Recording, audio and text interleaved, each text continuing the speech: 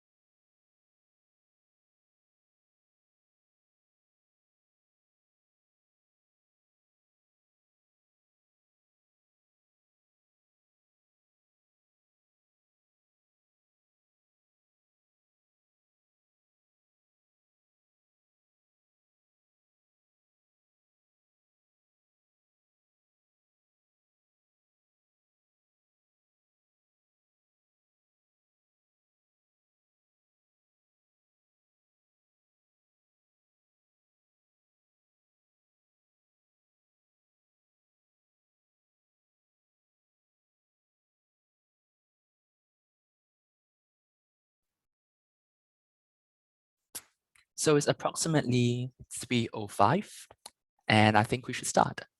So thank you so much, everyone, for joining us today in the first of the Elsevier Publishing Workshop Series in 2021. The topic for today will be going beyond the fundamentals of journal publishing, and we'll be speaking specifically on the reproducibility in research. We have with us here two esteemed speakers, Dr. Martin Pumera and Dr. Daniel Staemmler. So Martin will be joining us subsequently in the session.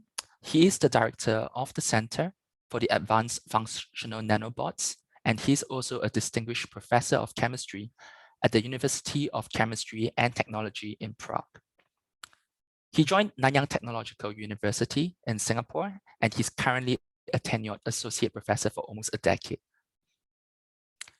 Daniel Staemmler works in the Elsevier's Berlin office in Germany, and he manages a portfolio of materials engineering journals, which includes the Acta Materialia journals, a number of other well-established materials engineering journals, and HardwareX. He joined Elsevier in 2015, and he has been around with us for the past 6 years. So in today's agenda, what we'll be talking about will be a publisher perspective with Daniel. He will be sharing a reproducibility in scientific publishing. He'll talk about the different concepts of reproducibility, an overview on reproducibility, other research elements, as well as additional details and resources. Martin will be talking about case studies on reproducibility, as well as best practices, and we'll sum it up with a Q&A panel discussion. You can see on the top of your Zoom bar, there's a Q&A chat. If you have any pressing questions which you would like us to address, please type in your questions, and we'll do our best to ask the questions that you have put up, or to discuss this in the panel itself subsequently. So before we carry on, a couple of housekeeping rules. If you have any questions, do use the Q&A feature in Zoom. We have a couple of our colleagues here who will be able to address questions that you have raised in Thai or Bahasa Indonesia or Bahasa Melayu. So if you feel more comfortable communicating in your native language, please feel free to do so, and we'll do our best to address it. The questions will be addressed after the presentation. And if you wait to the end of the session, we'll be sharing with you a couple of links where you can sign up for a certificate. This entire session will be recorded and we'll share it with you over Zoom as well. Last but not least, if you have any problems with your audio, you can try refreshing or logging off and on again. So without further ado, I'll pass the mic over to you, Daniel. Over to you. Thank you very much, Nicholas. And hi, everyone. Thanks for having me. And let me just put up my screen. All right, so I'm trying something new here, as you can see. So I'm projecting myself into the slide to give this a little extra kick this morning. For me, at least, that is. For you, it's the afternoon. And thanks for making time again and joining me to listen to Going Beyond the Fundamentals of Publishing and of Journal Publishing. And we're talking today about the reproducibility in research. Thank you for the kind introduction, Nicholas. I'm Daniel Staemmler, and let me just see, 1 second here. All right, so a little bit about myself. So this is where I live, up there, here, there, you can see it. This is the country of Germany, and I live in Berlin since 2010. I have a little bit about my background. I have a diploma in public health and a PhD in educational science. I am with Elsevier since January 2015, and I am a managing publisher of broad materials, engineering and science journals, which include the Acta Materialia series. So there's Materialia, Acta Biomaterialia, Acta Materialia, and Scripta Materialia. And there is as well, I'm also the managing publisher for Materials Today, the flagship journal of the Materials Today family of journals. And so just a very tiny little bit about scholarly publishing today, how it looks like. So out there, you might have recognized this already yourself. There's over 5,000 science, technology, and medicine publishers. Large like Elsevier, Wiley, Springer, and smaller ones that you might not be aware that are very niche and for certain areas. So there's around about 22,000 peer-reviewed journals out there.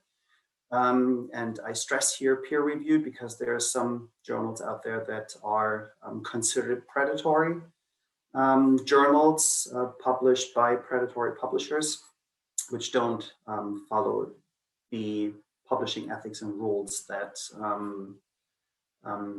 the more serious and bigger publishers are put in place to ensure reproducibility, for instance.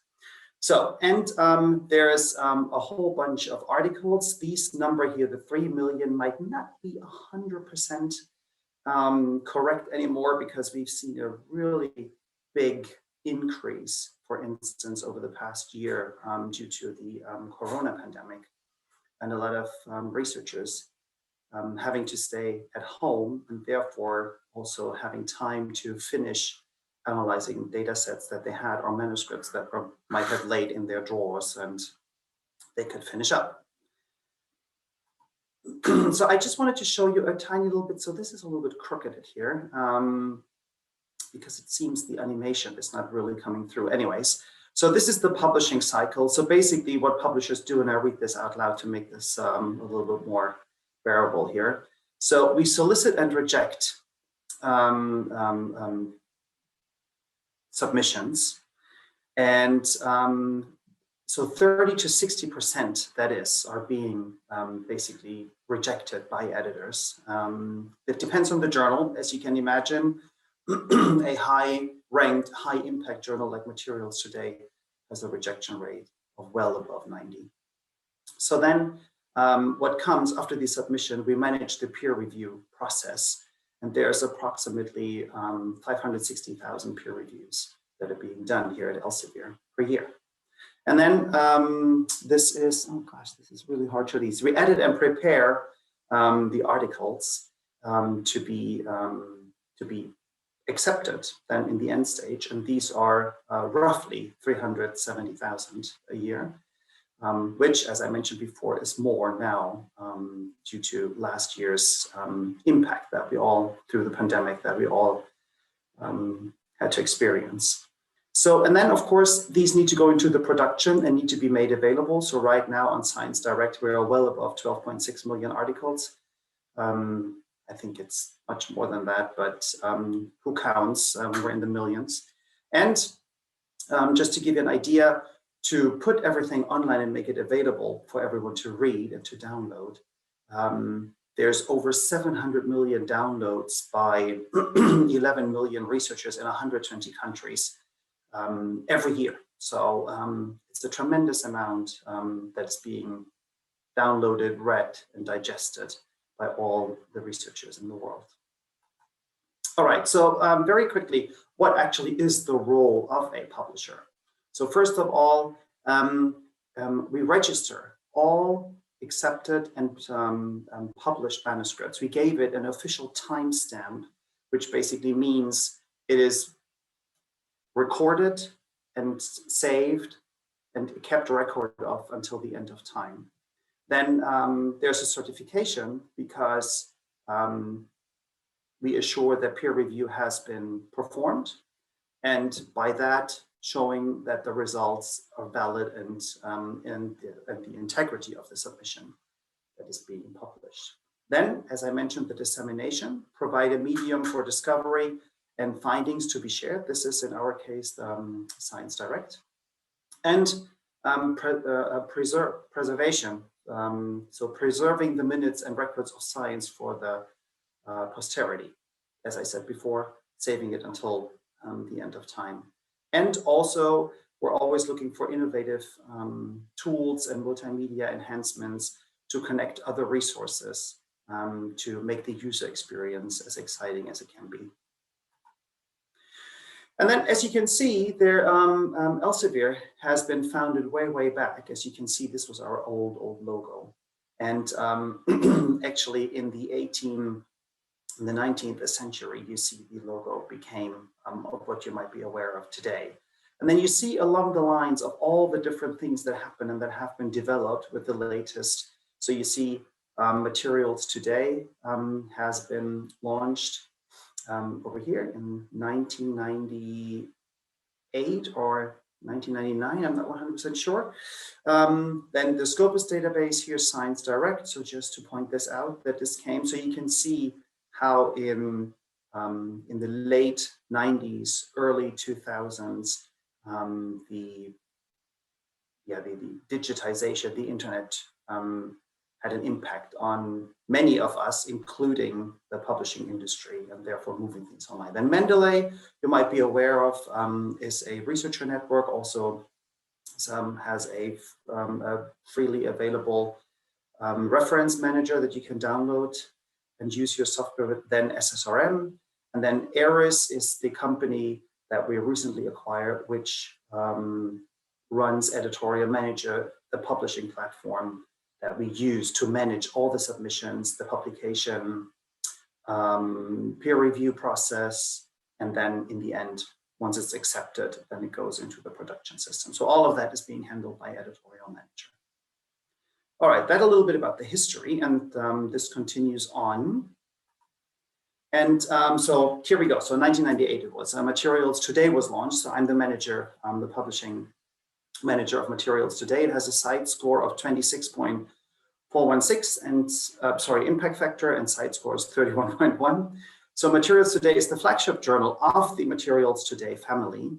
And it is dedicated to cover the most innovative, cutting edge and influential work of broad interest to the material science community.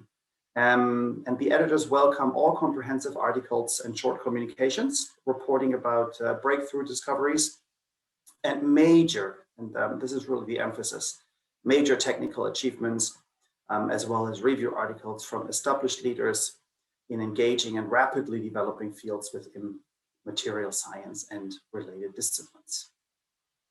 And to show you a little bit more, so starting in 2014, a new collection of journals was developed to basically span the field of materials journals. And you can see here behind me, let me move myself out of the way so that you can see this better. Isn't that fabulous?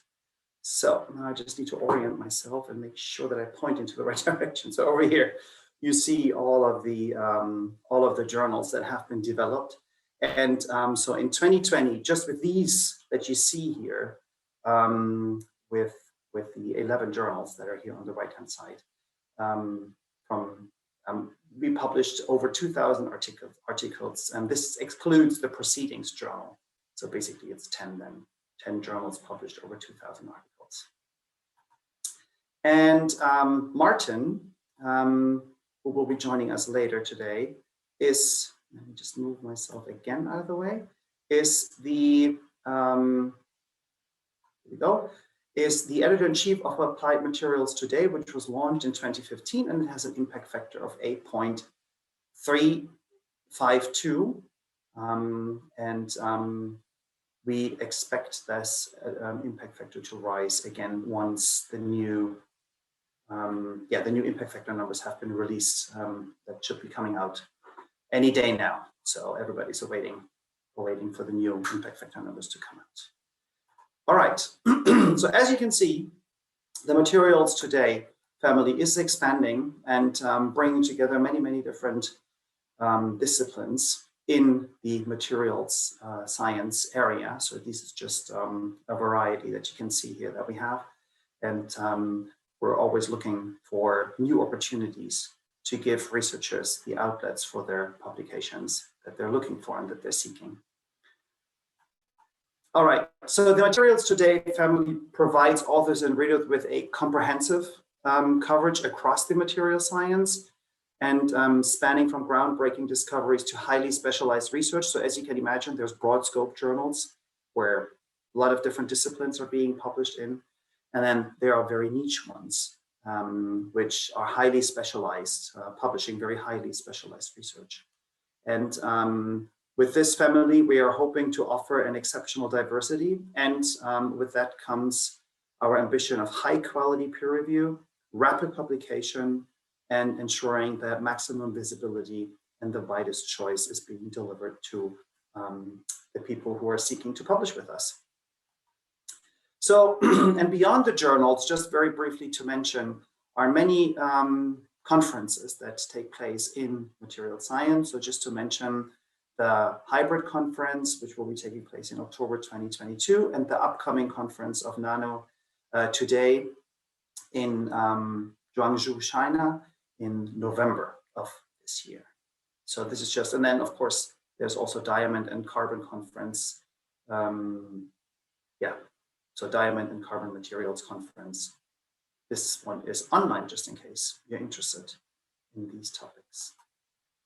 All right, and of course, there's also books that are being published under the Materials Today brand, and this is just an example here of Quantum Approach to Alloy Design, or spintronic 2D materials that you can read up about, so the fundamentals and applications. So this is very close to our hearts here at Elsevier, and in particular, also at the physical science team that I'm in, and the material science team. So last year, for the very first time, we gave out the Materials Today Agent of Change Award, and we offered two $10,000 US grants to support the diversity initiatives within the material science community. And here you see the lucky winners. One from Harvard University, the Woman Plus of Color Project. And on the right-hand side, you see the professors here making professional role confidence a key part of educating the next generation of material scientists. And we will be doing this again this year. So we're going to have another round of nominations. So if you see that coming up, feel free to subscribe on our materialstoday.com website to the newsletter over there. And then you will read this announcement of this coming out, and then we're asking for nominations. And if you know of anyone that you think is an agent of change in the material science community, we very, very, very much appreciate you bringing this to us and letting us know about it, because without you, we will not know about it. And that would be, we actually have to say like a shame, because we would like to take that into consideration. And on the right-hand side of the slide, you see the Materials Today Rising Star Awards. This is an award that has been given out to sort of kind of younger researchers that are rising stars in the field. And this has been given out in 2019, and we're in the process of looking through the nominations for 2020, and we'll announce a new Rising Star award later on. Also, there's different journals who have these Rising Stars awards. Computational Material Science, for instance, just finished one of their rounds, and most likely they will do another. So keep an eye out. Again, subscribe to the newsletter of materialstoday.com on the website, and then you will see these nominations being announced there. And then, yes, you can self-nominate yourself if. Or you can ask someone to do that for you. Either or, it's all fine. So just pointing that out. And yes, and there's also a prize money behind the Rising Star Award. Okay, and as you can see here, just another number. There's in all of these journals that we have, that we show, that we publish, there's over 300 editors that are working with us, and there's over 35,000 articles per year that are being published in these journals. And yeah, with my fabulous colleagues, we manage the behind the scenes, so to speak, to enable editors to do their work and for authors to publish their articles yeah, in one of these journals. So Materials Today, what is important to us is basically that we work together across the journals. So we have a shared policy, for instance, on preprints and data sharing. We have a shared platform for submissions and also to read the published articles on Science Direct. The editorial teams are linked with each other. As I mentioned on the slide before, we have linked awards. Also, the conferences are linked with each other. We have cross-journal special issues. I have an example later for you. And what we also offer is a service to our authors that they can make use of. It's called an article transfer service. If an editor, for whatever reason, should decide that the article that you submitted to the journal is not suitable for whatever reason, then they will be able to offer you a transfer into another journal that is more suitable. And by doing that, you don't need to resubmit your paper. You just, by a click of a link and a button afterwards, you can basically submit your paper to another journal that has been suggested to you. All right, so what does it do? It reduces the time to publication, because with this offer that you receive from the article transfer service, it's, as I said, it's just a click of a button. You don't need to go to another submission platform and re-upload everything and fill out all the information, details of the authors and co-authors. It also reduces the referee fatigue, because what is being done, we ask reviewers when they review a paper to agree that the review can be also transferred with the manuscript, should an author agree to transfer it to a new journal.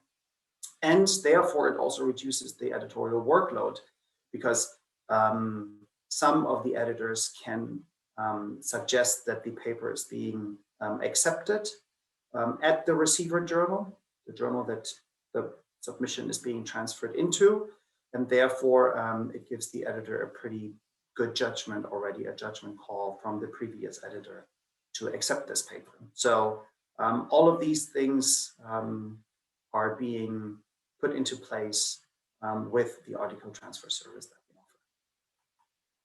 All right, so there's different, and just to round this up, there's different ways on how an article transfer can happen. So there's one that is a transfer pre-review. So an article is offered transfer before it's being peer-reviewed. That means that the offered transfer has no guarantee of how the article will be treated at the receiver journal. So because it needs to be looked at and eventually being sent out for peer review.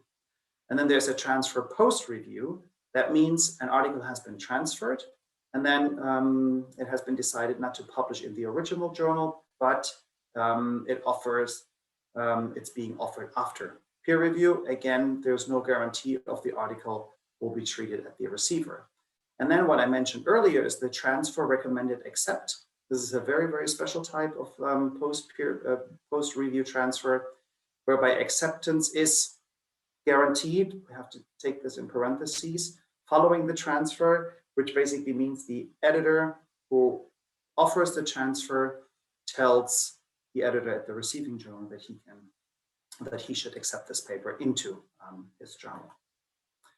So what we see is just a very, very brief overview of the field overall of material science. What we see, as you can see, it's rising, the number of published articles, and we see this trend continuing. And there was actually a rather unusual, a significant spike in 2020. And again, this has to be contributed to the pandemic, that these high numbers are being recorded. Okay, very brief look at the publishing landscape. In 2019, there was an estimated 2.2 million subscription and 6 million gold open access articles published worldwide. So just to give you an example of how large or huge actually this market is. Subscription content is like 80% of the total of articles in 2019, and open access content makes for 20% of this. And then as you can see in this chart here above, you can see, so there's the gold OA is the dark blue over here. And then in hybrid journals, that is. So hybrid journal is a journal that publishes subscription and open access articles in one journal. And then there is a gold open access fully subsidized journals. Those are open access journals where the open access fee, where the publication is free to publish and free to read for everyone. And then there is the so-called gold OA articles in fully gold OA journals, which is this. I can't reach this high because then it's the one above. There's really light blue. And those are the number of articles that are published in gold OA journals. And as you can see, the biggest amount, the largest one is basically here. Move myself here. No, it's this way around. There, it's basically this big blue bar here that is that shows the subscription content of the journal. All right. So without moving right ahead, so there's different publishing models, as you might have guessed from what I was just alluding to in the different journal types that you can publish in. So there's two main routes for publishers to recoup the costs of publishing. So there's pay to read and pay to publish. So pay to read, basically the reader pays for the library of an institution to receive access to the research content. So that's basically what's written behind here, and published around the world. So basically the cost of publication is covered by the readers and typically in form of a subscription. And the other way is sort of kind of pay to publish. That means that individuals or institutions pay an APC, an article publication charge, upfront to cover the cost of publishing. And very important also to distinguish between honest publishing companies and predatory publishers. You will only be charged in a gold open access journal, or should you opt for an open access copyright license after your article is being accepted, not before, so after that is. Okay, so that is very important. So that's also down here highlighted again. Readers do not pay a subscription to access these articles. because of course, already the author has paid, or an institution, a funding body, could this be as well, or someone who subsidizes the article publication charge, and then it's free to read for everyone. Now we do see that some articles that are published under an open access copyright license are being downloaded more often because they're freely available, and also at times receive a higher citation rate. Not all, but we do see higher download rates for sure. Okay, and what is Elsevier actually doing to advancing the open access? So we've done many, many different things, and I don't want to like go over this slide too much. It's also available on our website. It's an infographic that I just wanted to show you. So just to give you an example, Elsevier signed many open access agreements with different countries among Norway, Sweden, France, Ireland, Qatar, Korea, Florida, and UC, the University of California, to basically ensure that the researchers that are working or studying at these institutions can read the content available or published by Elsevier, and also can publish their research as under an open access copyright license. So many things are being done, and we're very proud of our work, and we'll continue. There's many great innovations coming your way, so keep an eye out for those. Elsevier is always looking to advance the publishing world, if you so will, and how you can experience reading published articles. Okay, and then here's a selection of the open access journals in the Materials Today family. So we have MT Bio, Materials Today Advances, Giant, Carbon Trans, and then also Materials Design, just to name a few. Okay, and then open access beyond articles, and now we're diving basically into a little bit further into the topic of what can be done beyond just publishing an article. So helping authors to make their work discoverable, citable, comprehensible, and reproducible. So Elsevier developed a variety of research elements journals, as you can see. So there's Data in Brief, MethodsX, HardwareX, SoftwareX, and then there is, Software Impacts. And these journals have been developed to help with researcher integrity and also with reproducibility. And what one can do is along a submission, you can also publish your data set in Data in Brief. You can publish the method that you used. You can publish a piece of hardware that you used, or even a piece of code that you wrote in SoftwareX. And what happens is basically you put a sort of kind of a foot down and show everyone, so this method I used, or this piece of hardware I have developed, and you get another article that that can be cited and can also be linked to the original article that you published. Okay, we'll take a tiny little break. So these are some local flowers here in Germany, and this is my reminder to take a little sip of my water.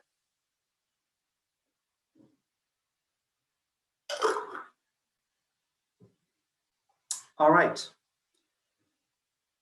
Okay, so I would like you to use the chat and answer the following question. So what do you think reproducibility, or why do you think reproducibility in science is important?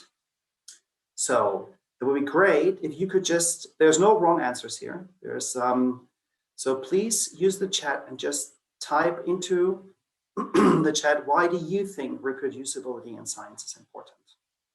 So I'm just going to take a look. As you can see, I'm concentrating here on the screen. So I just want to see, very good one. Giovanni said to reduce an error. Then we see updating old findings. Thank you, Ari. Then to close a gap from Hong. And wow, this is like so fast. I can barely read all of this. For proper and true comparison can be done. Chen Sik, thank you.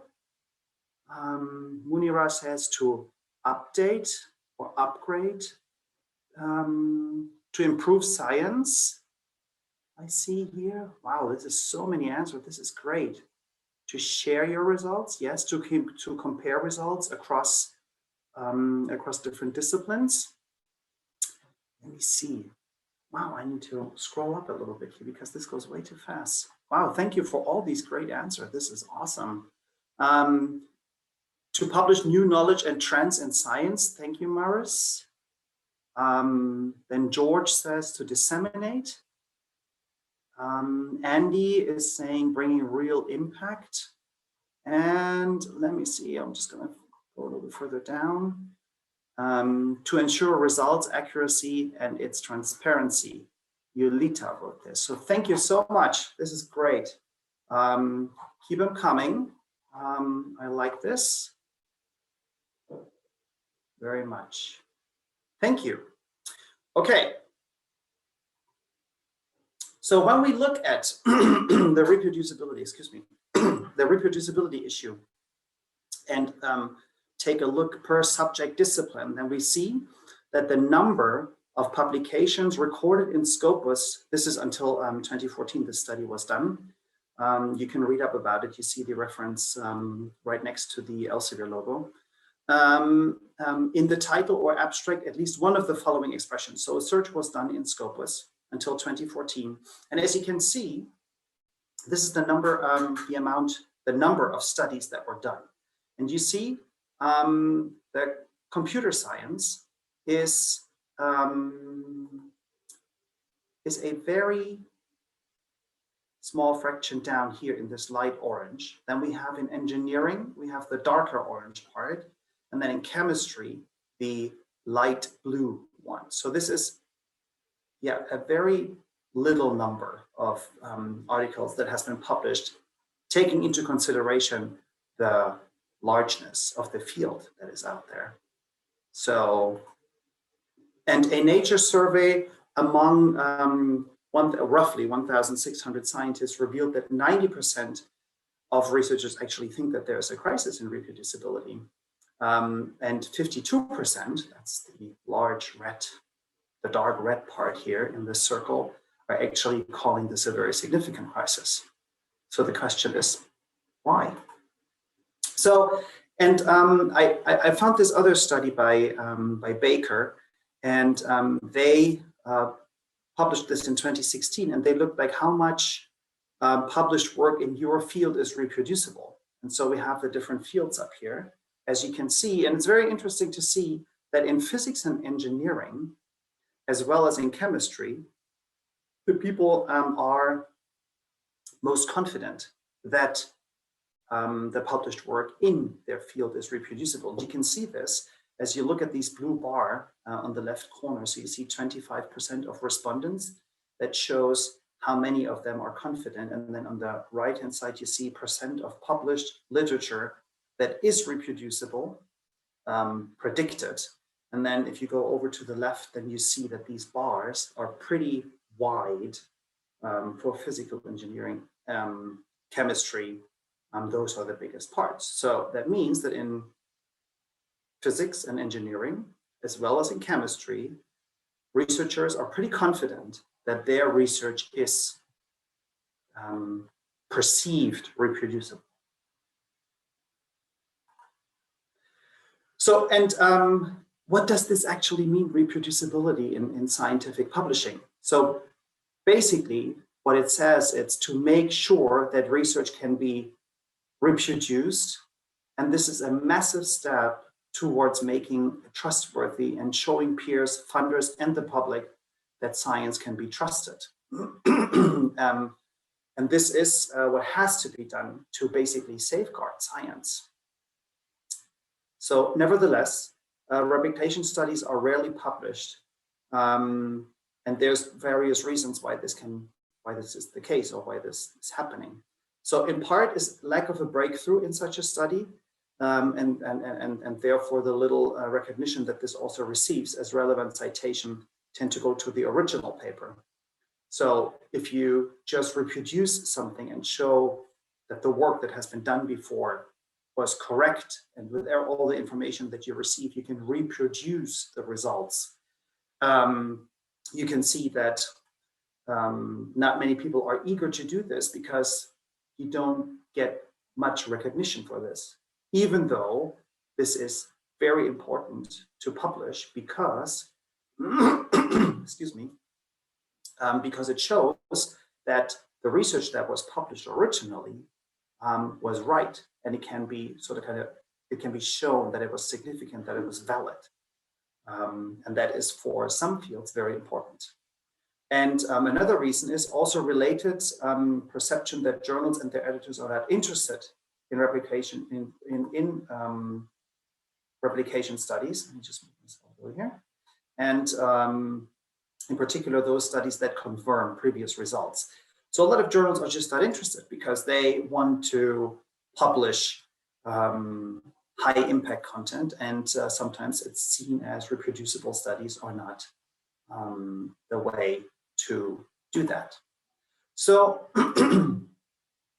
reproducibility in scientific publishing, continuing on the topic, as Elsevier, as a leading publisher, is definitely working towards lowering this perceived barrier to publication. So, and we started to provide homes for research that promotes reproducibility. So for instance, you might have heard of Helion, welcomes good quality studies, no matter what the result is. So basically, even if you have non-significant results, or if there are no results at all, then still it has a chance to be published, because if you did a certain study and you didn't find any significant result, that's a result as well. It might not be as interesting, but it is a result as well. There's also a variety of virtual special issues that focus on reproducibility. For instance, one of them features replication studies in neuroscience, neurology, psychology, and psychiatry. And another one which with articles about the importance of reproducibility. And they're linked here, and we're going to make sure that you these links are going to be coming over to you. We're now working on new article types dedicated to replication studies, which will soon be available across a range of journals. And one of these type of articles is named registered reports, which is basically when you submit an article to a journal, you select that this is a registered report.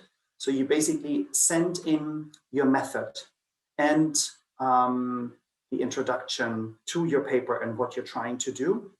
You send this in, this is being peer reviewed, and then being said, yes, this all sounds legit, please go ahead. And with that, you get the assurance that once you receive the results, you basically then continue to write your paper and show the results and this discussion and conclusion that this will be published no matter what the results will be. All right, and then just to show you, and I mentioned this earlier, so there's a co-special issue on open hardware in research together with the Journal of Materials and Design. And so researchers will basically submit a research paper that has used an open source and homemade hardware, something that you build in the lab or or at home as well. For a definition, what that means, you can visit this link that is showing here, to materials and design. And in parallel, they will submit a hardware paper to HardwareX. And this is what I mentioned before. So you get your original paper published in materials and design, and you have a co-submission in HardwareX where you describe the hardware that you, the open source homemade hardware that you developed. And then these two papers will be linked to each other. And anyone who visits the materials and design article will see right at the top that there is a further piece to this on HardwareX. And the same is for HardwareX readers. If they see this, they see, oh, there's an article that is attached to this. So this is basically one of the ways that how we try to ensure that reproducibility is being done. So you could also take, for instance, a piece of code, as I mentioned before, that you also publish, and then it makes it easier for others to reproduce your research results. So overall, when I started to prepare for this presentation, I can actually attest to the headline of this slide. So reproducibility in research, it's really taming a complex beast, because it is very, very complex. So there's three kinds of reproducibility, and this is not my own thinking. So this basically comes from John Ioannidis. He's a professor and co-director of the Meta Research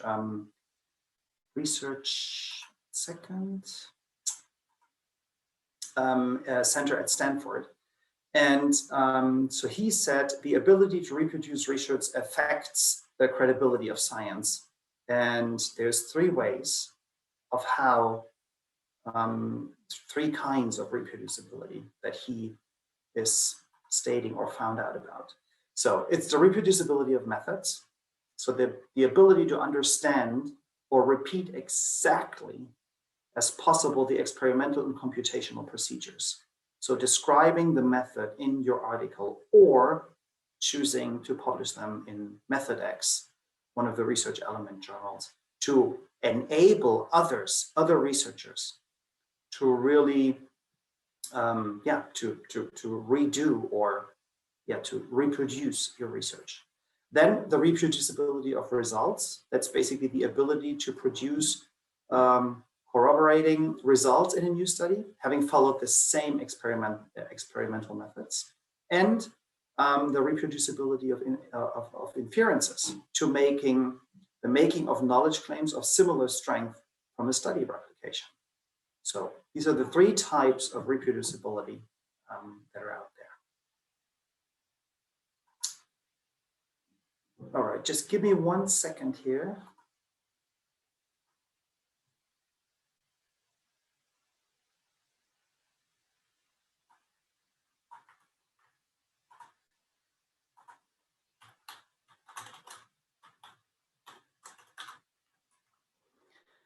Okay, sorry about that. So increase the proportion of true research findings. How can this be done? So how can one do this? So if you have the means, you can do a large-scale collaborative research. You can do this with others together. So I see that many people use the chat right here to connect with others on certain topics in their research. So yes, please do reach out and find collaborators, because together you can might be able to do a large-scale collaborative research study. You can adopt a replication culture. So basically making sure to enable the inclined reader of your research that he is able to reproduce this. Registration of studies, protocols, analysis, cost data sets, raw data results. Make sure that you upload those. So for instance, I give you an example in a little bit. So how you can upload data and make sure that your data set is citable. Also by registering those or publishing those in one of the research elements journals, also sharing your data, your protocols, your materials, your software and other tools is very important to do this. So, and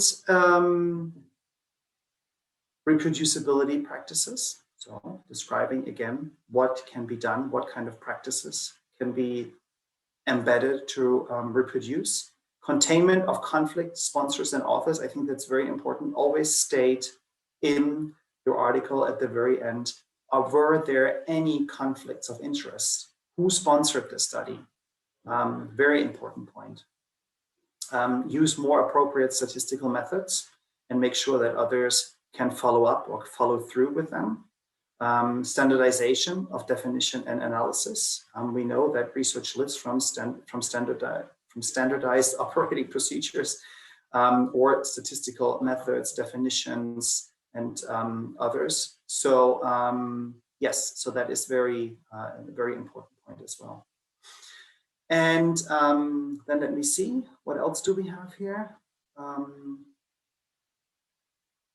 Improvement of study design standards. So also a very important point. So always look how have others done a study design, and then also improve existing study designs or use a standard to make it reproducible. Also, very much so improvements in peer review, reporting, and the dissemination of research. So that also peer reviewers who actually review articles that are being published are in the know and can apply their knowledge about reproducibility to the papers that they review. And of course, then also comes the dissemination of the results that are being published so that everybody has can find out about them. So, and again, one other thing that can be done is better training for the scientific workforce in methods and statistical literacy. All right, and reusing research data is one of the points that I now picked out of all the possibilities that can be done to make research reproducible. And why did I do this? Because I very strongly believe that research data are the foundation on which scientific and medical knowledge is built. With the increased digitization of research, there are new possibilities to store and preserve research data. So capturing research results in digital form has many advantages.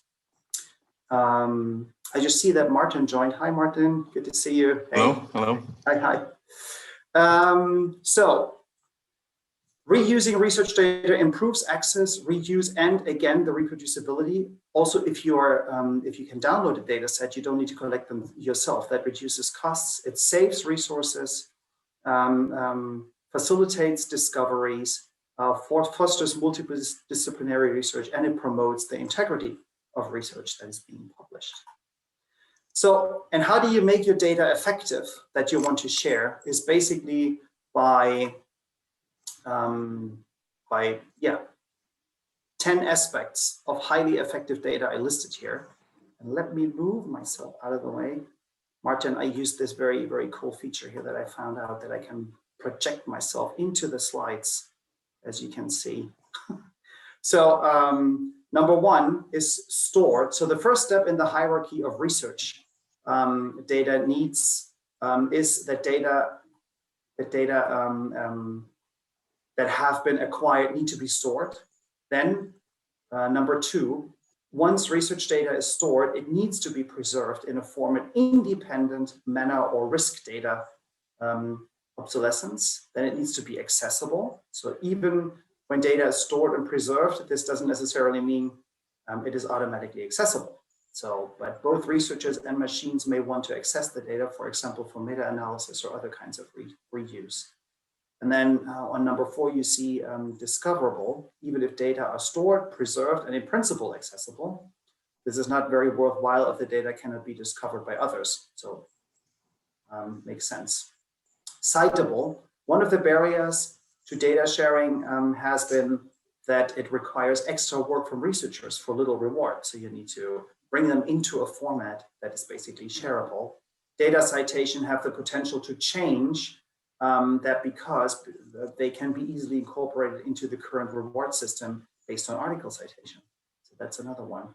They need to be comprehensible.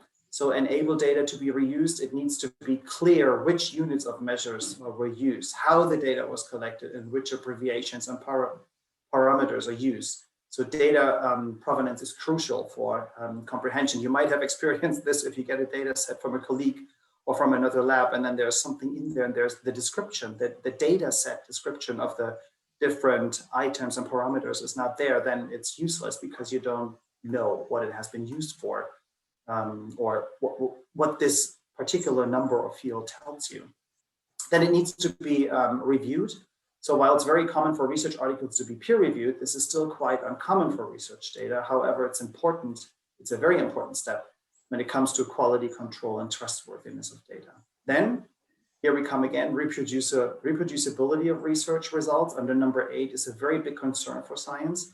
So the irreproducibility often originates from missing elements to research data, which are needed basically in order to achieve the same research results. So for example, resources, it's from the medical field, antibodies, model organisms, or even a piece of software, a piece of code, reported in the biomedical literature often lack sufficient detail to enable reproducibility or the reuse. And then coming up the before last, the key benefit for the wider research community of having research data being shared is the ability to reuse this data. So only when research data is sufficiently trustworthy and reproducible, will other researchers reuse the data. So that's a very, very important prerequisite here. And here at Elsevier, we believe that it is important to integrate these 9 aspects that you see above of highly effective research data. So for instance, data should be preserved so that it can be reused. To be citable, it needs to be accessible, but also in building systems for data reuse or data citations, the practices of current systems for storing and sharing data need to be taken into account.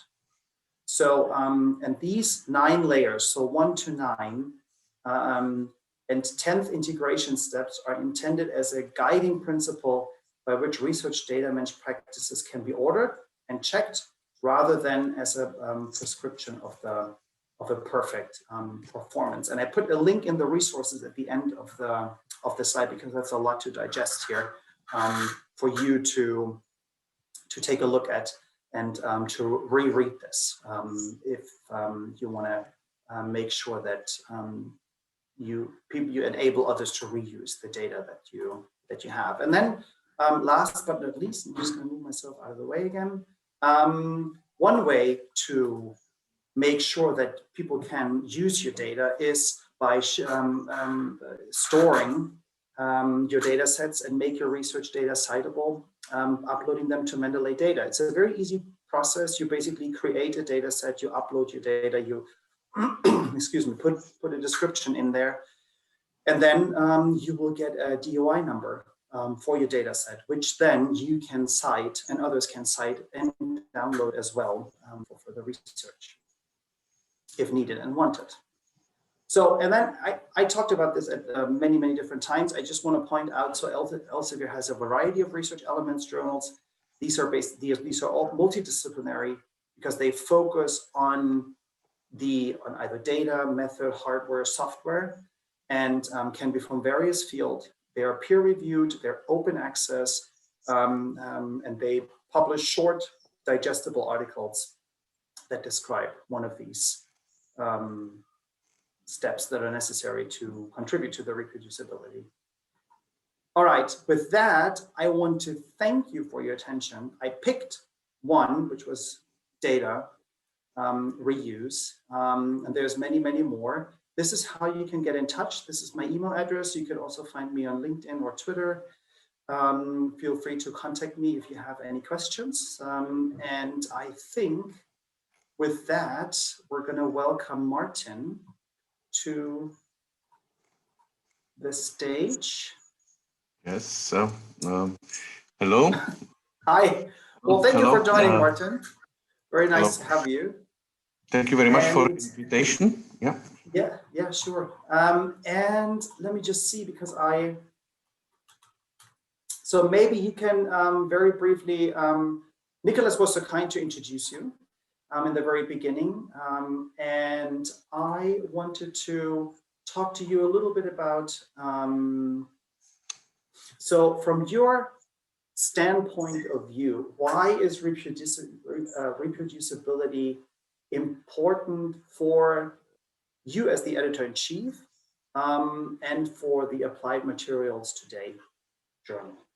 Well, in general, all the works are based on the previous works. I mean, we are not discovering wheel. We are always building our research on previous research, and therefore the previous research needs to be reliable, and that we can build on. Otherwise, if it's not reliable, that we are building on sand, and obviously our interpretation of our data are confused, that we are getting completely different results from the previous works, and we cannot really build on in general as a scientist. So that's the key point, to have reproducible data which we publish in our journal, and we publish as a scientist in general. So that's key question to the process of science, to have reproducible data. I always, and then if I go to more, I would say, personal level or my personal view of this, and I think this should apply, or it's applicable to whole science, is the data never lie. So the data are the data, as long as they are measured properly. The interpretation is our interpretation of the data, which may change over time as the knowledge progresses. And there's nothing to be ashamed that we have not a proper hypothesis at the start of the field.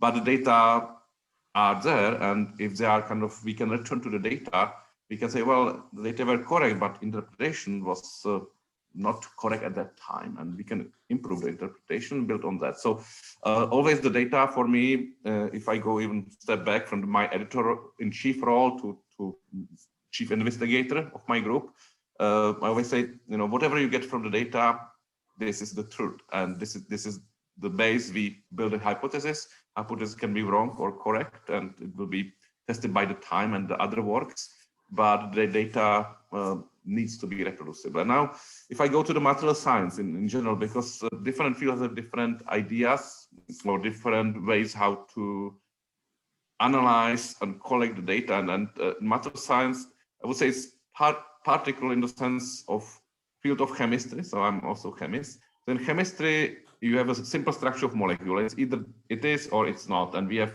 as chemists, we have very broad range of the tools to make sure that we got the molecule we got.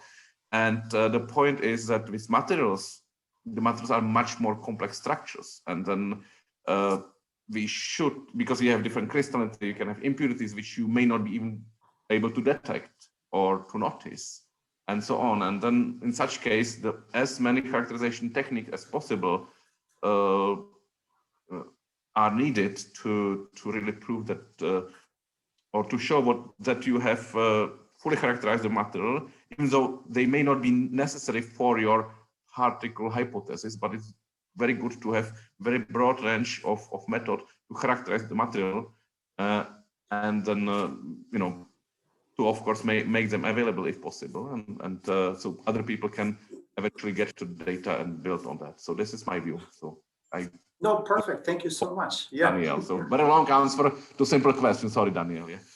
No, that's perfect. That's really good. Hey, and then one question that I noted down before the workshop, like when I prepared for the workshop, is, do you have an example in your research team how you make your discoveries reproducible for others? Like an example, like if I may ask for an easy one. So if you can prioritize them so that others might be able to take this on. So maybe it's also something that you would wish others would do to make your job as an editor-in-chief a little bit easier. Is there something like that? Yeah, I think in general, as I kind of mentioned in the previous question, so answer, it's really,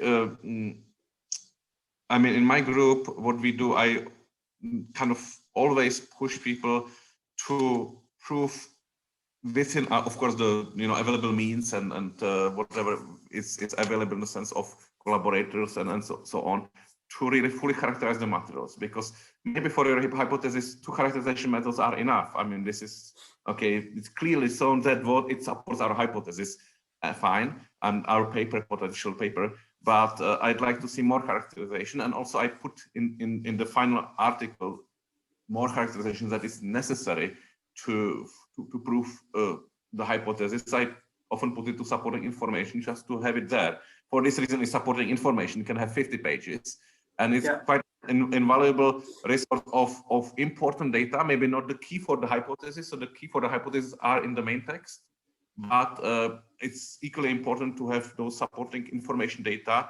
And then, of course, they are, well described what is there, but they are not key to support, key to prove the hypothesis. We put them into supporting information. And I think what I would wish is that people, as editor, people would make the use of the supporting information, and as the field of publishing evolves really rapidly in all forms, which is a great thing,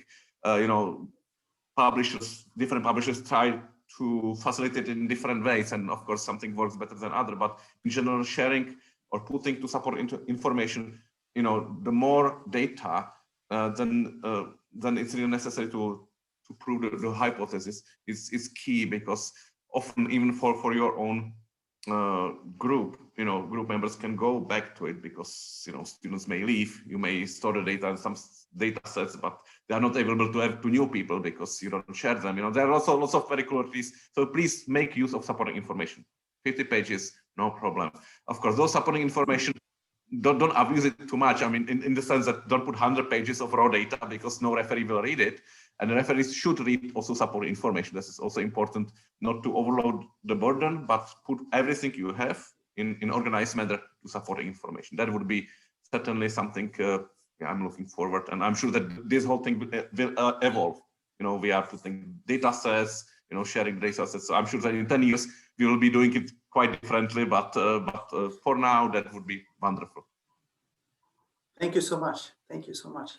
So now that we know that reproducibility is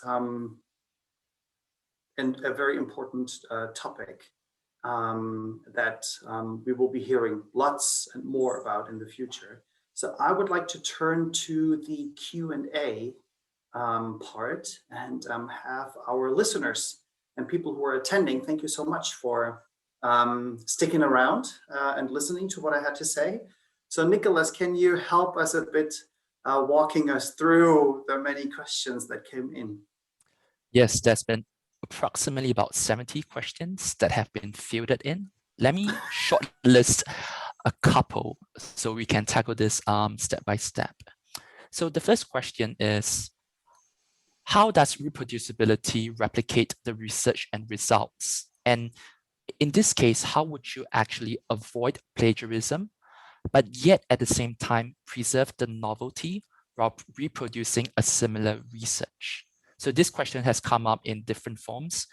Primarily, how does reproducibility and novelty exist side by side? So that would be the first question.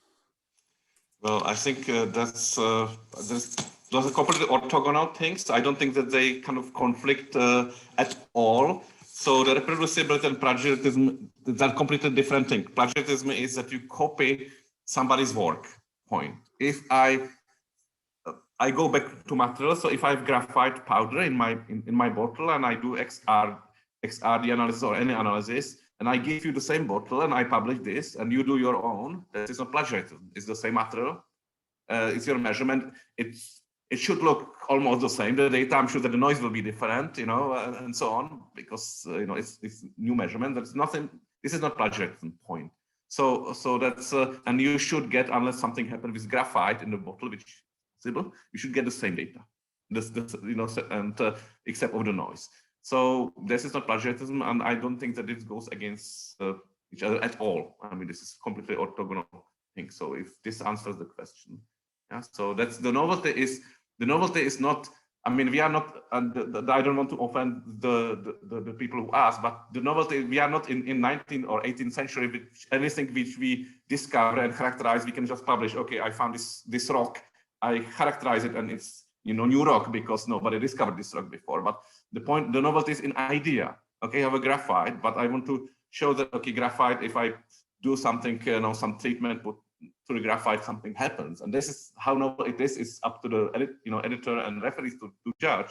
But the novelty is in the idea, not the material I discovered. I mean, yeah, you can discover new material and as well, but it's very, very, it opens new fields like graphene. You do it once a decade, basically, yeah, or once several years. So that's fine to discover a new material as well. But this is not typical work. You don't have every paper on discovery of new material simply. So it's the idea behind. Why this material? What do you want to do? What do you want to prove? And of course the characterization.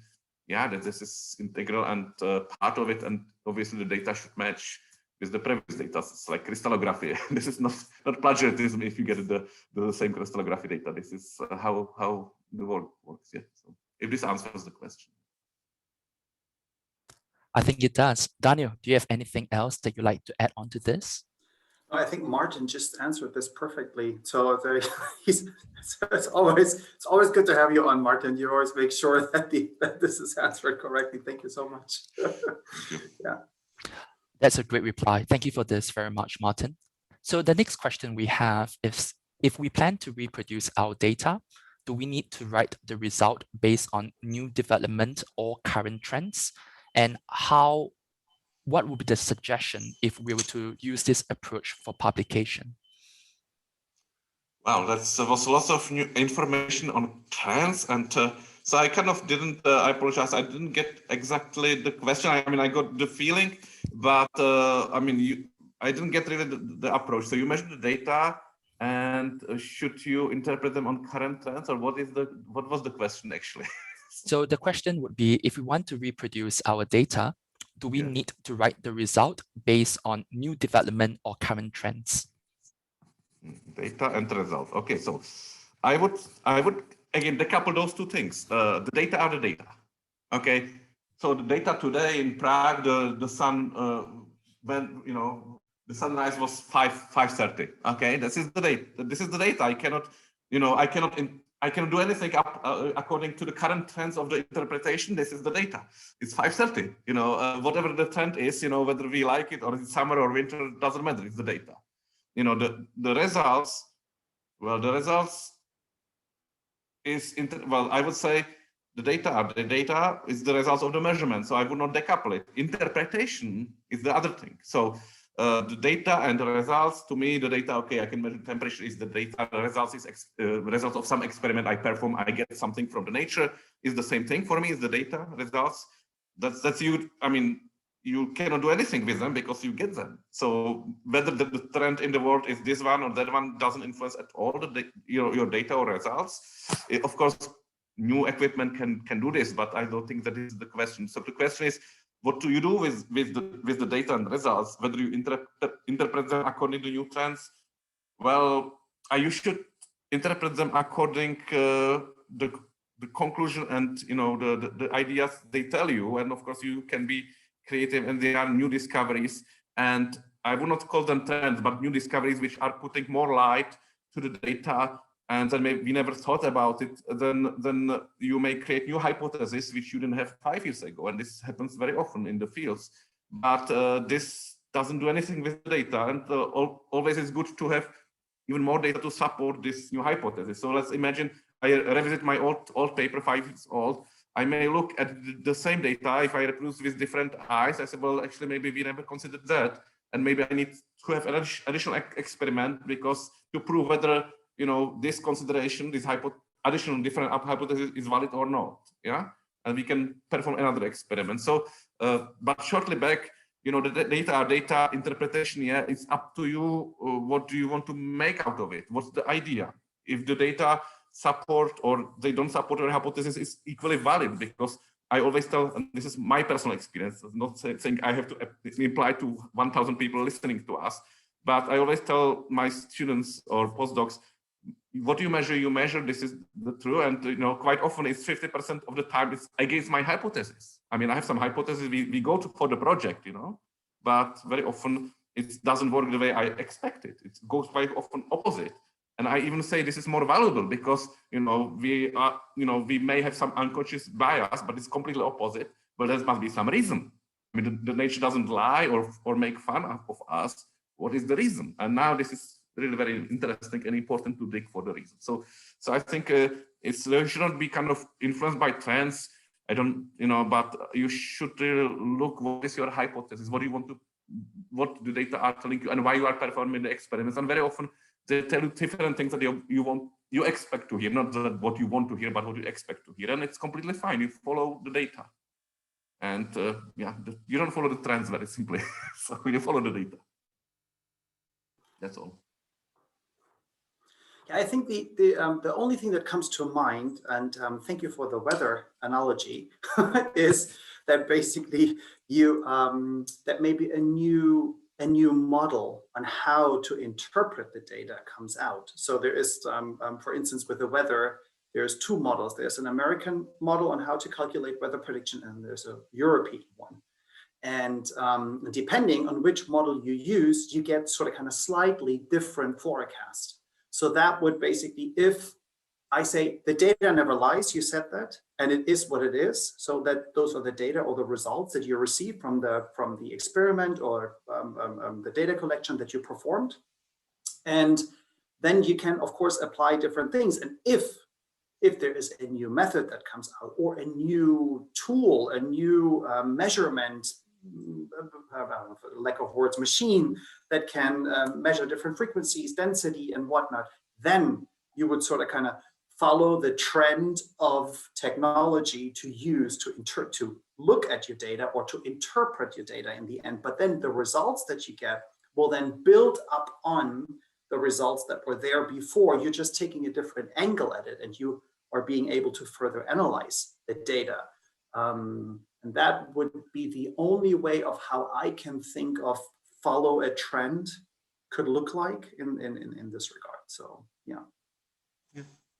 Agreed, Daniel. Thank you. Yeah. Thanks, Martin and Daniel. I think that was actually a very good reply to the question. And I think, Daniel, this actually slightly overlaps with the next question, because someone was asking, is it permissible for research data that has been done and to be subsequently reproduced using the latest analytical method? No, that's what we want. I mean, we want people to reuse a data set because it saves resources, as I said before, and time, and on all sorts of fronts. But then if you take a new approach on how to analyze the data, then yes, that is something one can do, of course. Yeah, there's no doubts about that. Yeah. Yeah, I think that's just exactly going back to basic philosophy. You know, if you have the data, you share them with other researchers, they can revisit in 10, 20 years and you know, build on this. And yeah, completely agree with Daniel. Nothing about that. Great. So another question would be, what is your take in the aspect of data privacy in terms of research participants, in terms of reusing research data? Well, I think this is more political question to Daniel. I have, of course, my own personal or view of this, but maybe I would maybe ask the Daniel to reply, and then I will add something small. Okay, Nicholas, can you repeat the question, because it seems like it's twofold. So, yeah. So they want to know what our take in terms of data privacy of the research participants in terms of reusing research data. Okay, so data privacy, and I'm guessing now that means probably from the people, or the people who are part of a study, I assume. And we do take data privacy very serious at Elsevier, because just imagine, and I'm going to use an extreme example here. Just imagine you're going to do a study on, and it's a far off from material science, but well, basically not, but you want to see what is the impact of a filter system that is being used at a nuclear power plant on water quality in a high density population. And you have basically, you have a randomized controlled trial, and you have maybe 1,000, 2,000 people, and they come in and you have to do the blood work, and you look at the toxic level of whatever, I'm making this up. So there you want to make sure that these people cannot be identified afterwards, because you might find things that someone has leukemia or whatever, some other form, some disease that you don't want for someone who gets a hold of the data set to basically backtrack and find that person, or basically make pretty much sure that they live in a certain area. And if we then call up some doctor offices, we could find out that there's only 5 people with these conditions. So you want to make sure that this is all, that data privacy is basically you try to anonymize the data so that no backtracking is possible. So in particular, think about in the medical field, In social studies, there's many ways where you don't want this to be, tracked back to the person. And what we do is, so for instance, in the field of medicine, there's so-called case reports, where basically individual cases of some form of disease, some form of treatment, also rare diseases, which are very important to take to be looked at and researched on. So when someone submits a larger data set or a smaller one that has that has data in it that could make it trackable to a certain person, we ask for a statement that there is, if it's only one, or if it's a countable number, like so kind of 5, or it's a case report, or a multiple case reports, then we ask for that the author states towards us that he has an agreement signed by the patients that they are allowed to use their case and publish on it. So that's number one. And otherwise, so that's one of the things that with data privacy. And now you have to remind me of the second part of the question. Sorry, Nicholas, putting you on the spot here. No worries. The second question would be, 1 second, sorry. Yeah, no worries. How would you be subsequently be able to reuse the research data? Well, well, case reports you probably not reuse because it's a single, or it's like maybe up to 4 or 5 cases that are being described. So you probably won't reuse this. You might just, a maximum is you refer to them. But if the data is analyzed and anonymized, then you can reuse it by citing it, and then basically making sure where does the data come from, how did you receive it, and if somebody published the data with a DOI number and made them publicly available, then you can reuse them, but you just have to make sure that you state the source and where they originated from.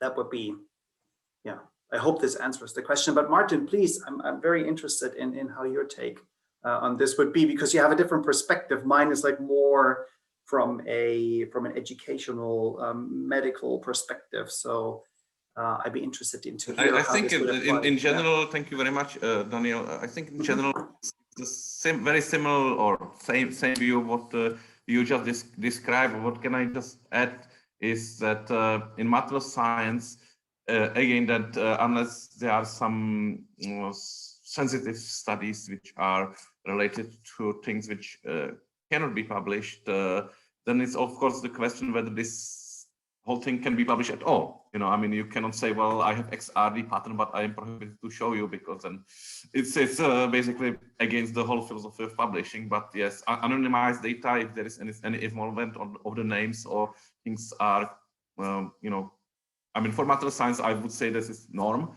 but I don't think that it's huge problem for material science, but indeed for other studies, other fields, it needs to be taken care of. And I believe those fields have the appropriate measures to take care of. But if you have the data sets for materials characterization, you should publish them as they are, and obviously you need to make clear with your co-authors whether, if they are from other institutes, whether you are not publishing. I mean, you need to have agreement of everybody on publication anyway. So to me, what was said by Daniel, but I don't see that in material science as a huge problem. I can imagine that in social studies or medical studies, this is obviously something else. Yeah, what comes to mind is also, I think some studies cannot be published because, so for instance, if you do some research on materials for the military, or if you do some research on nuclear materials, and so some things might not be publishable because of the, what's the right word here for this? Because it's for a lack of better words, it's too hot to publish. So because it's sort of kind of secret, and so I think that would be something, because I know that a lot of research is done sort of kind of for materials for the military or things like this. And then you maybe can be publishing parts of it, but you might not be able to give the data out because it's, yeah. But I agree with that, and indeed, I myself had some military grants, but it's obviously written in the agreement. It is always written what is the procedure for publishing, and typically needs to, and it's very clearly written in the contract whether you need to have approval or. In such cases, and if you need approval, you just need to run it through the appropriate steps, which is part of your grant scheme, nothing to do with the publishers.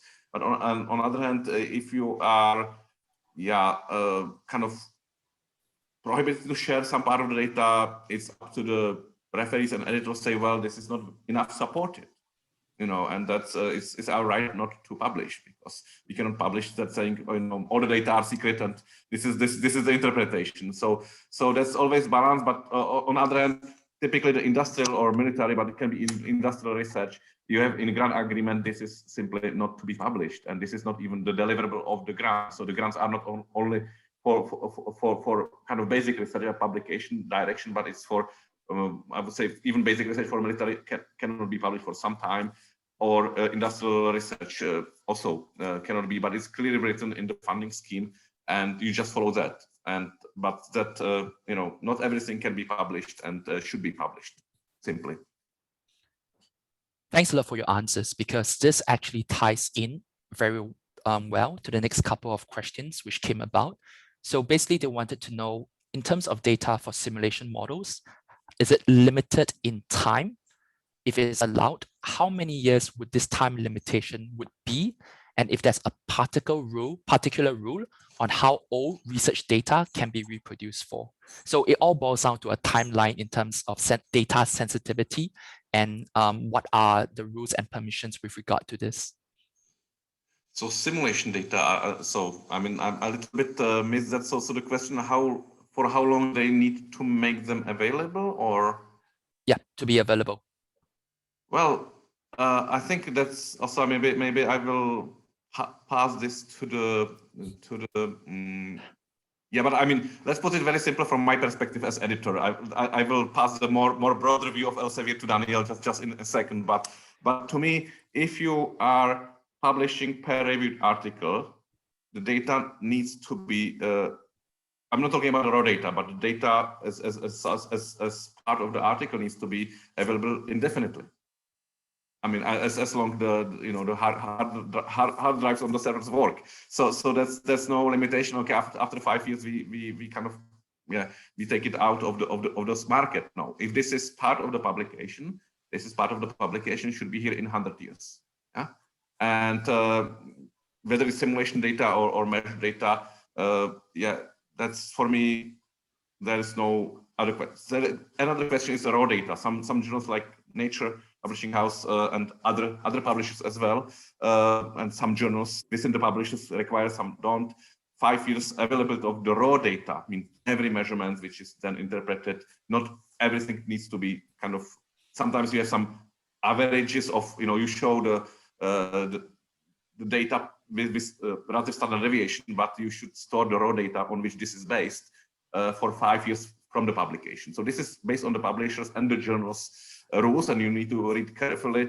But talking about data sets which are part of the publication, that's, from me, my viewpoint, there's no question it needs to be 100 years, plus. Yeah. So that's, I pass to Daniel. I'm in full agreement. If you publish your research and there is data attached to it, then it should be made available. And since, as I mentioned earlier, that is the publisher's job to give a timestamp to what has been published, that means until the end of time, this data should also be made available. And I think it's very important that you look for an opportunity to store your data somewhere where you know it will be available like that, so you can upload it in addition or as a supplement to the article that you publish with Elsevier. You can link to it. There's different data repositories that you can use to link to it. And the good thing is that you get a DOI number, and then also it's a citable item. So you also basically make sure that the data is connected to you as the one who collected it and made it available. And by doing so and making it available until the end of time, it gives others who might refer to it later a chance to revisit and see what were the results that you gathered from a certain experiment, and then what has changed over time, and or not, and which way was used to gather this data. So I think it's as Martin said, very much so until for hundreds and hundreds of years, the data should be made available. I definitely agree with you on this. So another question that came up, and I think Daniel, when we were speaking about this initial session on reproducibility, we talk about reproducibility and replicability. So this question has now come up in the chat because someone wants to know the difference between reproducibility and replicability. Can I trouble you to clarify on this? That's a very good question. You know what I need to do? I need to translate this into German. Otherwise, I will not be able to answer this question. Hold on 1 second. I need to, because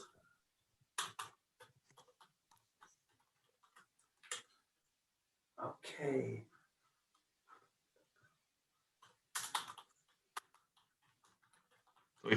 If I may yes, please. by the definition which is you know in the dictionary. So reproducibility is that you should, I mean it's just really a term for particular thing. So reproducibility is something you should be able to reproduce it in your lab using the same equipment. So in 1 year you go to your lab, you have X-ray machine, you measure, you should get the same. Replicability is different team. So basically your team in Singapore or in Malaysia or Japan replicating my results. Yeah, reproducibility as a term is for my own lab, but this is according to the dictionary. So those words are your own lab, your own methodology, and then other lab their own methodology is replicability. Yeah, but quite often this is used in normal terms interchangeably. I don't follow the dictionary when I talk normally to audience, but I pass back to the Daniel and Elsevier. No, Martin, thanks for saving me. While I'll pull up my dictionary here to look at it, and basically, it's replicability is meant to replicate something, and then if you look at reproducibility, it's basically to make it comparable. So to make it comparable to so that you can compare them to the prior published results. So that would be the term that is given by the dictionary. So it's close enough, but there's a comparison, there's a difference there, and we don't want to get deeper into it because I'm sure you could have an entire presentation of 45 minutes on the differences in these two, in the meaning of the two words. So. Yep, got it. Because this was something which we talk about, and we also realized that it would be going down a rabbit hole as well. So another question that came up, do we always need to submit our supplementary data? And I think this is a good practice question. So I'll leave it to you. This is like extreme. I'm sorry, yes, I will take the word. So this is extreme. Do we have to? I mean, you don't have to do anything in life. Okay, well, I guess you need to breathe, but otherwise your organism will kick in and will make you breathe. But do you have to? That's obviously answer no. But you may not get accepted paper. Referee may not be convinced, and so on. So I would put it. I would transfer the question to something which is kind of giving me opportunity to actually answer. Otherwise, than no. Yeah, one word. So I would say. You as a researcher, me as a researcher, not talking as editor, I want to prove my hypothesis. I don't have to do, but so to prove and to make the hypothesis solid and actually I personally, as a scientist, you need as much support as possible.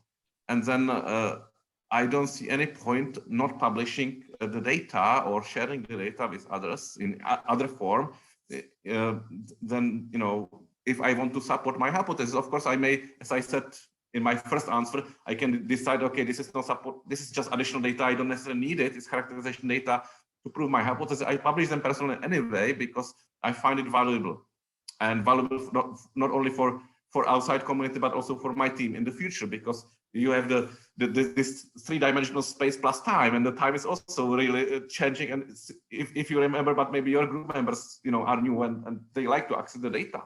So this is kind of something people forget. Okay, I don't want to share this. Well, you share this also with your group members, because most of the labs, they don't have kind of data sharing servers running for the group. You know, I mean, you do it with the team members, but in 5 years, typically it's very difficult. It's possible I have the data stored for my 20 years career, but I don't share it on daily basis with everybody. So if somebody asks, can I see the data from that paper 5 years ago? Sure, I have it, but it's typically not shared. So to me, it's very important to do it. But answer no, you don't have to. But then you may not get published, or your hypothesis you also can be weaker.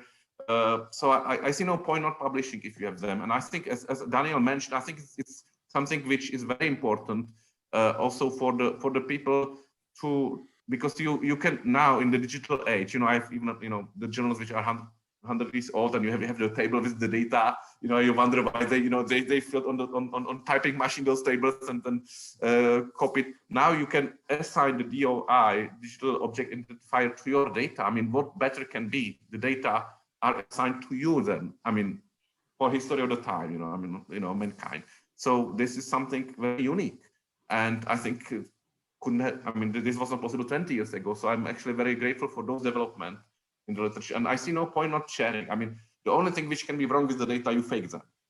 Yeah, because I mean, this is really so then in such cases, it's kind of dangerous to share the fake data. I mean, be very straightforward. But if you measure them and they are honestly measured, but the interpretation changes in 10 years, this is very possible that nobody should put shame on you, because you use the data and the current knowledge, the best possible knowledge, to publish, and then through peer review, and the, you know, the interpretation or the knowledge of the humankind changed and improved, and then the data can be interpreted different way, but they are honestly measured, and no, you know, you should not be ashamed of data and point. So maybe I talk too much. I pass it to Daniel now. No, it's perfect, Martin. Thank you. No, because one thing I just wanted to mention on this is, even if you don't share, if you decide not to share your data and you publish your research and it gets published, anyone can actually reach out to you and request the data from you, because that is because if it is published, it went through peer review, and then it's sort of kind of part of the scientific status of the knowledge in this field. And if someone wants to redo or look at your data, then as an author, he can send a request and you need to provide this. This is sort of kind of part of it. So then why not share it in the first place? Make it an alone standing citable item, and then you have another publication you can show. So I think that's up for you to decide. Yes, it is extra work. Yes, it is a hassle to go through and prepare the data set to make it available to others, but you will do the research, the subject area that you're working in, you do a very great favor to all of your colleagues and your peers. Yeah, I agree. And also, I think you make also yourself favor, because in general, and this is, I mean, it's not ultimate decision in this way, but typically, you know, the referees or, you know, people like to, I mean, they're not your enemy. There are people trying to improve the paper interpretation and to see the possible holes in this. And typically they can be more convinced of hypothesis if there is more data. And then, of course, if you show to the referees, typically you need to, you know, they're publishable. So actually providing more data in organized manner, so actually people can go through, is beneficial for yourself as well, even in the short term, that actually getting published in you know, very competitive journals, because we just need to be sure that we are publishing, you know, well-supported research. I think that's a great reply. Fantastic. I really thought that this was actually a good chance for you to share this information with the people who asked it, because it would actually really help them in terms of a best practice approach. So I'm going to backtrack one question before, remember when we're talking about reproducibility and replicability. So I think we maybe have dug up a can of worms here. So somewhat, not really can of worms, but we have really started going down the rabbit hole. So I'm going to take one part of this question, which would resonate with it. Someone asked if the experiment was done in, say, a country like Malaysia, where the weather is very hot and the result is positive. And let's say if they were to do this over in, say, London or another part of the world, and the results or the reagents would react differently. What do you think of this, and what do you make of this? Because is it reproducible? Or sorry, is it in this case replicable? And what would be the best way to approach it? This is almost a question for lawyer. Yeah, that's yeah. I would keep it with lawyers, but yeah, I have actually some very short story on my colleagues. Well, it's my colleague, but my friends from Japan. Because Malaysia, Japan, the same of weather and humidity in some of the part of the years are not so different. Yeah. So the thing is that they are. But this is a very interesting story from the viewpoint that you, of course, I mean, you can even go to not kind of inorganic powder-like materials like, you know, calcium carbonate. It's very, very simple stuff. And this is typically hydrated. And if you have I go then to Japan, but you can transfer to Malaysia, Singapore. I stayed in Singapore for 8 years. If you have humid weather, then obviously there is more water trapped. So when you wait on just balances, it's you are waiting more water and less the material. Than if you calcinate, heat it, of course, loses the water. And if you make some stoichiometric mixture of two materials, then actually it's maybe not stoichiometric. You think it's stoichiometric, but it has lots of absorbed water. So actually, my colleague, he spent like 3 or 4 years to see that his results in summer, which is in Japan very humid, are different than from the winter. And he spent 3 years to figure out why his ceramics behave differently. And then because he was mixing several components, and he realized that it's because of the humidity involved. And actually was very interesting discovery from some phase, you know, other things. So basically, ideally you should you should make sure that that, you know, but it's obviously in Singapore you have the weather humid always. Yeah, this is challenging. Yeah, but yes, indeed those things can happen. But they basically, you should put all the information which is available. I will just basically go maybe 2 more steps. I mean, I'm not a lawyer, and I will pass this to Daniel as well. But as a scientist researcher, you put all available information in the paper. And obviously, this for this reason, I always advocate in my group, but also in other groups. You need to have not 100% bulletproof. You need to have 200% bulletproof written manuscript, because exactly as you mentioned, there is always 10 to 20% variables which you don't even account for, like humidity. You just cannot imagine that it could influence your results. I mean, to me, it was kind of surprising for my colleague as well in Japan. But those 20%, if you have 100% bulletproof, then you have actually 80, and there is 20% whole. You need to have 200%, 150% bulletproof thing, then you can have margin of error. 20%, and you are still proving what you are proving. You understand? So I think indeed, you know, it needs to be replicable. But of course, there are things you cannot account. But if you know it takes water, you should do it in glass box. Point. You know, there's no excuse. Well, we have humid weather. Well, if we know it, if it is known, if it's not known in general in literature, doesn't mean that you are careless. You don't check. But if it's really not known, it's new material. Yeah, that's what it is. It's the current stage of the knowledge. But if it's known and you are careless, you don't go for glass box. Yeah, what can I say? It's poor practice. That's. I pass to Daniel to more lawyer-like answer. Yeah, it's basically, thank you, Martin. So this is great. I love the story because this illustrates it. So in many studies, it's basically the things you control for. So just like write down everything that could have an influence, and that is part of your experiment or the methods there, the methods that you use and how you've done the experiment. And if the humidity was like this and this and this, then it would be good if you make this, if you're able and you control for it, then you write it down into your paper because it's part of it. So yeah, so that's basically my short answer for this, to this question. Yeah, I thought it was a very salient question, given that you're currently in Germany and we are currently in Singapore. It makes perfect sense, right? Yeah. We So finally got nice weather. Yeah. The humidity is rising. it's raining in Singapore right now, so you can hear a little bit of thunder in the background. Yeah, we'll never get to where you're at, I think. So not for the next 2 years. Yeah. All right. So I think you have addressed this slightly, but for more clarity, someone wants to know how can we specifically register our data sets, our table of specifications, and our analytical codes?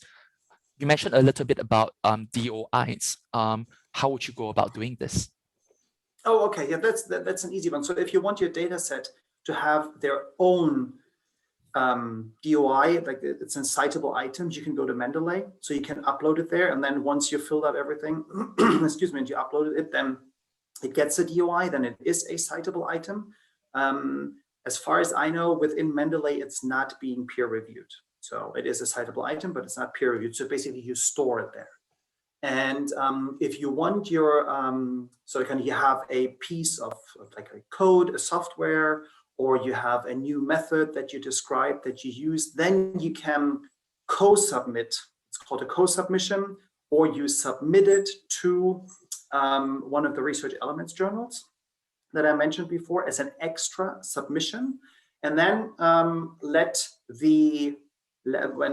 upon acceptance, you let the editor know that this links to another paper, and then the so-called journal manager will make sure that these can be linked to each other so that people will know that this is there. And either or, if the method is published, then it is sort of kind of kept record of, and then you get a DOI because everything that is published gets a DOI. Yeah. Got it. So another one that came about would be if authors did not reply or to provide a data set, how would you go about getting this data set? And another option from the other part of the lens would be, what is the best action to take if your data was being grabbed by other researchers? So the first would be, how does one obtain a data if it's not provided by the author? The other one would be, how do you react if your data was being obtained by other researchers, like in an illegal way? Well, the legal, for the ethical team, so I will pass this to Daniel. I'll try my best here. So if someone reaches out and wants the data from you, then you're, so in good ethics of research, and you would actually share this and pass this on. So it's also a way of collaborating. So I wouldn't see this always as a threat. I would also see this as an opportunity to collaborate with someone, and I would just like ask. You can reach sort of kind of over to the other team and ask, why do they want it? What are they looking for? Depending on, of course, I know that there's competition between different laboratories. I'm aware. But nevertheless, it needs to be made available. So you should supply the data needed. And if necessary, you can put a contract around it and whatnot and have an agreement signed that they can use. So that's all up to you and your institution and the policy that's in place over there. And the second part of the question was, what if someone illegally got a hold of your data set? Then my first question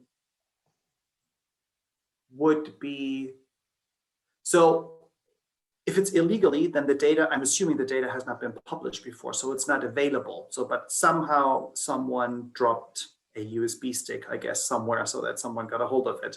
And that basically, the only way how to go about this is you can take legal action. If that's the only way, but this is beyond what the publisher is in charge of. So all ethics cases that come up have to do with what has been published.